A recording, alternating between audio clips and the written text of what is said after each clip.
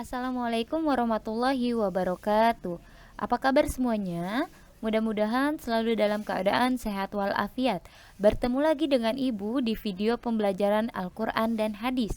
Sebelum kita belajar, mari kita berdoa terlebih dahulu. Berdoa dimulai. Berdoa selesai.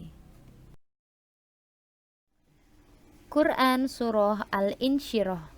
Bismillahirrahmanirrahim. Alam nashrah laka sadrak wa wada'na 'anka wizrak alladhi anqadha dhahrak wa rafa'na laka dhikrak fa inna ma'al 'usri yusra inna ma'al 'usri yusra فإذا فرغت فانصب وإلى ربك فارغب.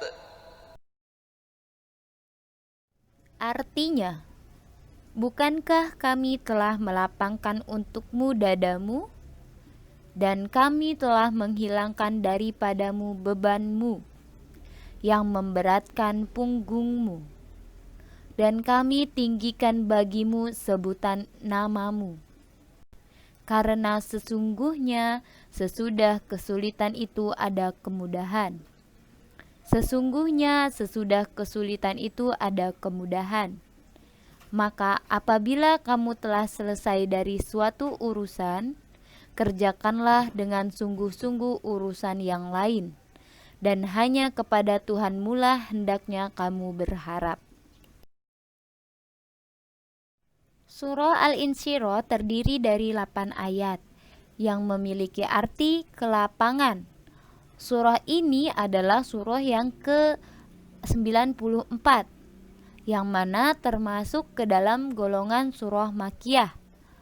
Surah Al-Insyirah itu sendiri diturunkan sebagai pelipur lara bagi Rasulullah Shallallahu Alaihi Wasallam ketika menghadapi ujian-ujian berdakwah.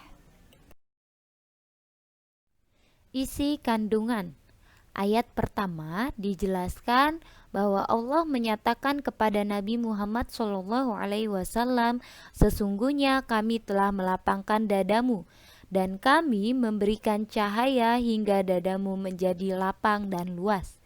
Pada ayat kedua dan ketiga dinyatakan bahwa Allah mengabarkan tentang kemudahan yang akan diperoleh Nabi Muhammad SAW, sekaligus menanggalkan beban yang selama ini dipikulnya dan begitu memberatkannya.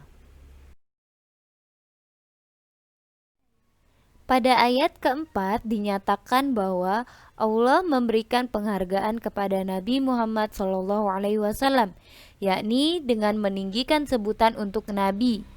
Hal ini terbukti dengan ditetapkannya nama Nabi Muhammad yang selalu bersanding dengan nama Allah dalam konteks pengakuan keesaannya. Misalnya dalam 2 kalimat syahadat, Asyhadu an la ilaha illallah wa asyhadu anna Muhammadar Rasulullah. Aku bersaksi bahwa tiada Tuhan selain Allah, dan aku bersaksi bahwa Nabi Muhammad itu adalah utusan Allah. Yang pertama kita ada kata Allah, kemudian disandingkan dengan kata Nabi Muhammad. Serta ada pula pada azan dan iqamah. Ayat kelima dan keenam. Di sini Allah menyatakan setelah kesulitan akan ada kemudahan. Dia menyampaikan hal tersebut untuk memotivasi Nabi dan umatnya bahwa tidak ada kesulitan yang tidak akan teratasi selama manusia memiliki semangat untuk keluar dari kesulitan tersebut. Dia selalu bertawakal kepada Allah. Jadi Allah tidak akan membebani suatu kaum apabila kaum tersebut tidak bisa mengatasinya. Jadi akan ada masalah tapi kita akan bisa menyelesaikannya. Pada ayat ke-7, Allah mengingatkan kepada Nabi Muhammad SAW dan umatnya agar tidak cepat puas dengan hasil usahanya. Juga mengingatkan jika telah menyelesaikan suatu urusan, maka bergegaslah menyelesaikan urusan lainnya. Jadi di sini dianjurkan untuk tidak berleha-leha. Apabila sudah selesai satu urusan, maka langsung selesaikan urusan lainnya. Pada ayat ke-8, Allah mengingatkan kepada Nabi Muhammad SAW dan umatnya agar senantiasa bersandar dan memohon pertolongan hanya kepada Allah Subhanahu wa Ta'ala. Keterkaitan antara rezeki dari Allah dengan Quran Surah Al-Insyirah. Jika kemarin sudah kita bahas tentang rezeki di Quran Surah Al-Quraisy itu berupa hal-hal yang terlihat seperti uang, makanan, dan lain-lain.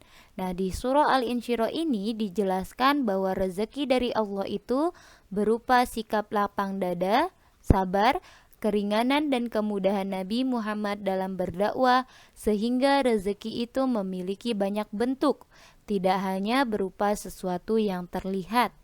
Yang kedua, dalam surah Al-Insyirah ini dijelaskan bahwa manusia harus bisa memanfaatkan waktu sebaik-baiknya untuk mencari rezeki.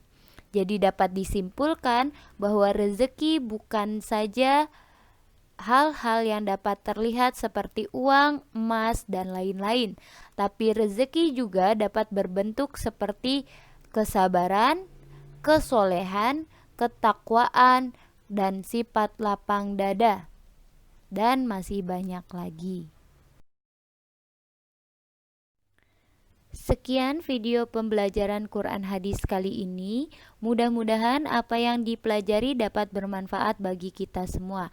Terima kasih banyak atas partisipasinya. Wassalamualaikum warahmatullahi wabarakatuh.